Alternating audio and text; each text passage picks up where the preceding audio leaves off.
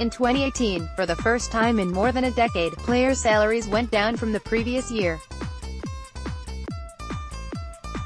At one point, there was some thought that this offseason's free agent class might reverse the course charted last offseason. For years, we've been hearing about the monster class of free agents that would sign this winter.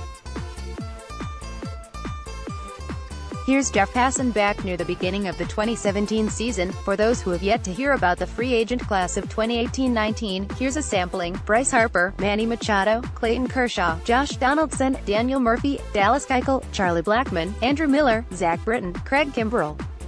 There are dozens more. Teams will guarantee $3 billion to players that winter. The number could exceed $4 billion. 2 years later, that free agent class isn't quite as good as we expected. When we put up our top 50 free agents, along with crowdsourced contract expectations, the expected outlay is 66 potential free agents didn't come close. The $3 billion assumed. The crowd predicted a number that was just about half of $4 billion that was thought possible about 20 months ago. Our readers provided estimates for 66 players, including Joe Mauer and Adrian Beltre, who have since retired. Of the remaining 64 players, 36 have signed contracts so far. Here's how the contract totals compare to the crowdsourced average. So far, free agents have signed for roughly 15% less combined than predicted.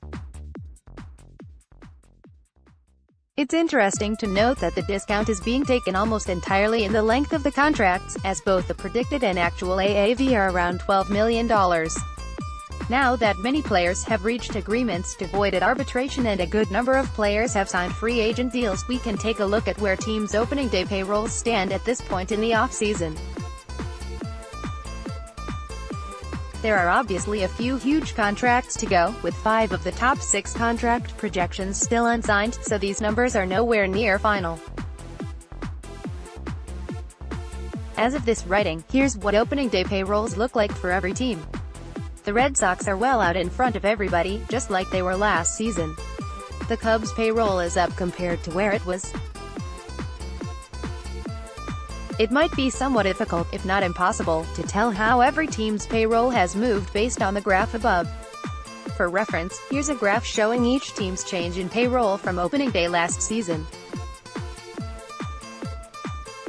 Some of this will change in the coming months, though a lot of those teams at the bottom aren't really expected to move the needle much.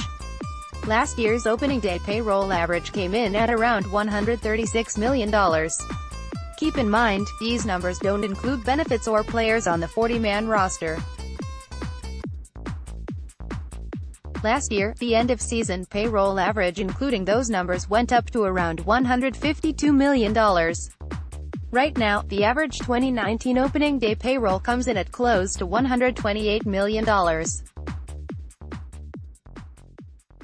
In total, the difference between last year's combined opening day payrolls and payrolls right now is $243 million. If we take a look at how much spending is left to be done, we might be able to approximate payroll for next season. Here are the remaining crowdsourced free agents, their projected total salaries and the average annual value of each deal. If the crowd is correct and $296 million in salaries are added to the 2019 season, we'll be looking at around a $50 million increase over last season. That probably won't happen, though. Last season when I did this same exercise, I was overly generous in my estimates, giving the players the crowdsourced money, and adding in another $60 million for all the other players for whom we did collect estimates. By the time opening day rolled around, I was more than $100 million off, and instead of a potential 1% increase in payroll, teams moved down 1% from the previous year. If the rest of this offseason is anything like the remainder of last offseason, we are going to be looking at flat opening day payrolls.